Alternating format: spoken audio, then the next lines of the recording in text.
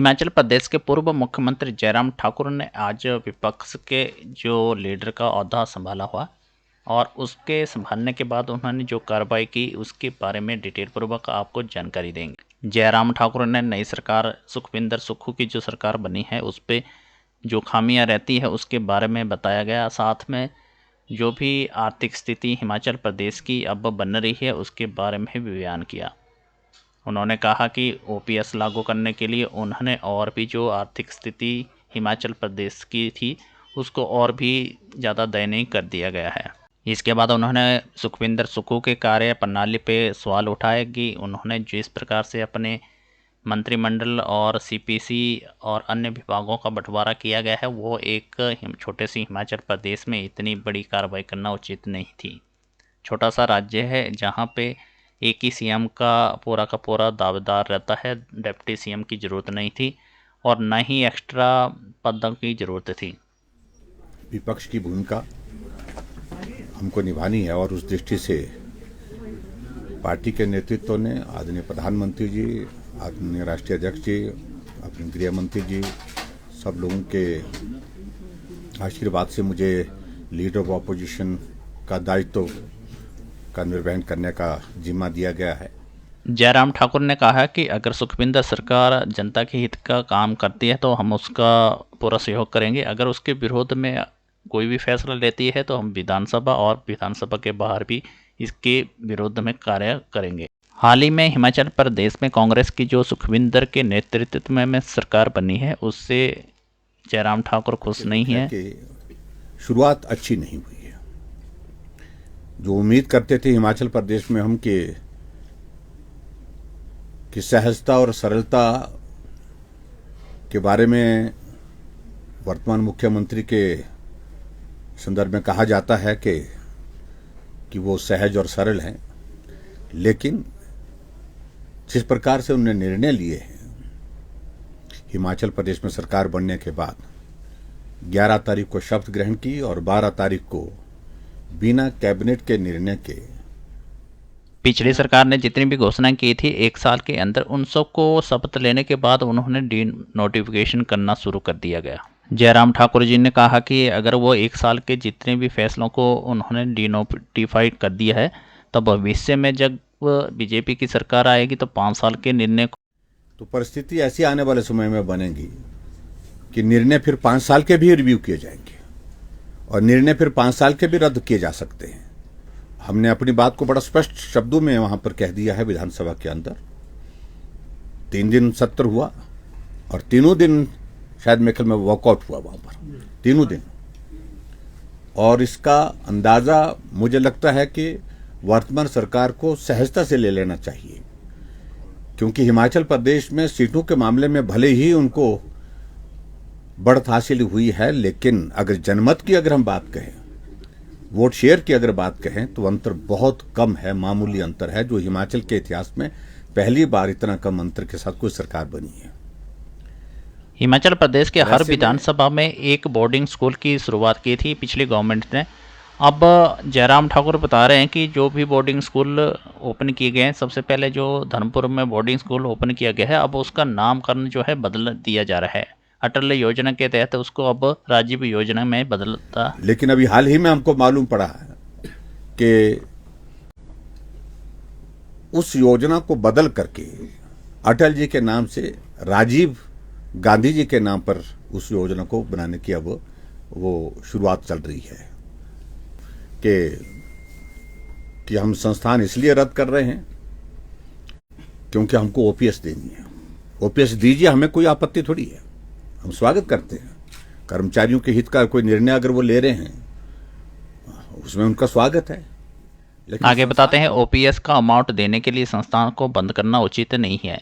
OPS लागू तो कर दिया है लेकिन उसके लिए जो देने की जो राशि है आप और जगह से उसका प्रावधान करें, ना कि संस्थानों को बंद करके ओपीएस की राशि देने की कोशिश ना करें। हिमाचल प्रदेश में डीजल की कीमत पर 3 रुपए की बढ़ोतरी कर दी और 3 रुपए की बढ़ोतरी करने का मतलब है कि इसका मतलब है कि जो गरीब लोगों ने उनको वोट दिए हैं, कांग्रेस पार्टी जो सत्ता में आई है, क्या गरीब लोगों ने वोट नहीं दिए? उनके ऊपर बोझ पड़ गया। डीजल का मतलब है राशन महंगा, तेल महंगा, सब कुछ महंगा। तेल तो 9 रुपए प्रति लीटर के हिसाब से महंगा महंगा हो गया। और जो महंगाई के मुद्दे को लेकर के बहुत बड़ी बात कर रहे हैं, बड़ी सारी यात्रा कर रहे हैं, ऐसी सारी बातों को लेकर के उनको जवाब देना होगा। और हिमाचल प्रदेश में गरीब लोगों के ऊपर इस प्रकार का बोझ डाल करके मैं समझता हूं वो कतई भी उचित नहीं है। आप अपने आर्थिक संसाधन कहां से जुटाने हैं, कर्जे की अगर बात कहें, मैं इतना जरूर कहना चाह रहा हूं, जितना कर्ज कांग्रेस सरकार ने पूर्व के कार्यकाल में, जब कांग्रेस की सरकार हिमाचल प्रदेश में 2013 से 2017 तक रही, उस वक्त कोविड का भी दौर नहीं था, जितना कर्ज उन्होंने लिया हमने उनसे ज्यादा नहीं लिया, हमने उनसे कम लिया है। अगर उनको लगता है कि आर्थिक संसाधन उनके पास नहीं है तो 6 CPS बनाने का कोई क्या औचित्य बनता है। और उनको दर्जे दिए गए और उनको महकमे बांट दिए गए कि ये महकमे को ये देखेंगे, इस महकमे को वो देखेंगे। चेयरमैन कैबिनेट दर्जे के साथ हो रहे हैं। अपने ऑफिस में जो उन्हें लगाए हैं, 3 लोग लगाए हैं, वो भी कैबिनेट रैंक से नीचे तो कोई बात ही नहीं करता यहां।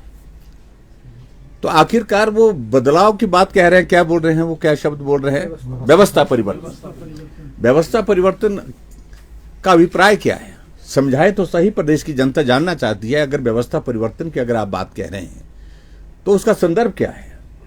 क्या यही व्यवस्था परिवर्तन है कि हिमाचल जैसे छोटे से प्रदेश में चीफ मिनिस्टर के साथ डेप्टी चीफ मिनिस्टर? क्या यही बस व्यवस्था परिवर्तन है कि हिमाचल जैसे छोटे से प्रदेश में 6 CPS बनाना, कैबिनेट रैंक के साथ अपने नजदीकी लोगों को दर्जा देना, और उसके साथ साथ में चेयरमैन भी कैबिनेट रैंक के साथ बनाए जा रहे हैं, और उसके साथ साथ में डीजल की कीमत बढ़ा करके गरीब लोगों पर बोझ डालना। जहां हिमाचल प्रदेश में बार बार बातें कही जा रही है, कुछ लोग कह रहे हैं कि इसकी जांच करेंगे, उसकी जांच करेंगे, स्वतंत्र है, जो करना है जिस तरह से करना है वो करे, जांच करे, हमें कोई आपत्ति नहीं है। 1 महीने के अंदर बहुत सारे सेक्टर से, बहुत सारे डिपार्टमेंट से स्वर निकल रहे हैं, ये क्या हो रहा है, किस प्रकार से हो रहे हैं, जिम्मे किस प्रकार से लगा दिए गए हैं। इन सारी बातों को अभी तक हम ज्यादा नहीं बोलना चाह रहे हैं, हम वक्त दे रहे हैं, और हम उम्मीद करते हैं कि वक्त के साथ वो सुधार करेंगे, व्यवहार में भी और व्यवहार के साथ साथ में अपने कामकाज में भी। हिमाचल प्रदेश के सरकार के पास खजाना खाली है, तो इस पे पूछने के बाद विपक्ष का क्या जवाब रहा? मैंने पहले ही कह दिया कि अगर खजाने खाली है तो उस पर पहले सोचा जाए, उस पर क्या करना है, गरीब लोगों पर बोझ ना डालें। एक बात तो मैं यही कहना चाह रहा हूं। और दूसरी बात ये, जो 6 CPS बनाने की बात चल रही है, चेयरमैन बनाए जा रहे हैं कैबिनेट रैंक के साथ, उन सारी बातों को देख करके लोग समझ रहे हैं। सीमेंट फैक्ट्री बंद होने पर विपक्ष की क्या कार्रवाई रहेगी, इस पर जयराम ठाकुर ने अपने जवाब दिया। अगर हिमाचल जैसे छोटे से प्रदेश में अगर इंडस्ट्री के नाम से कुछ हमारे पास उद्योग है, तो उसमें से बड़ा उद्योग, सबसे बड़ा उद्योग सीमेंट का उद्योग है। इसलिए उनको इस बात को समझना होगा कि सबसे बड़ा उद्योग जो है वहां पर ताला लग गया सरकार बनने के साथ, इसका रास्ता निकालना पड़ेगा।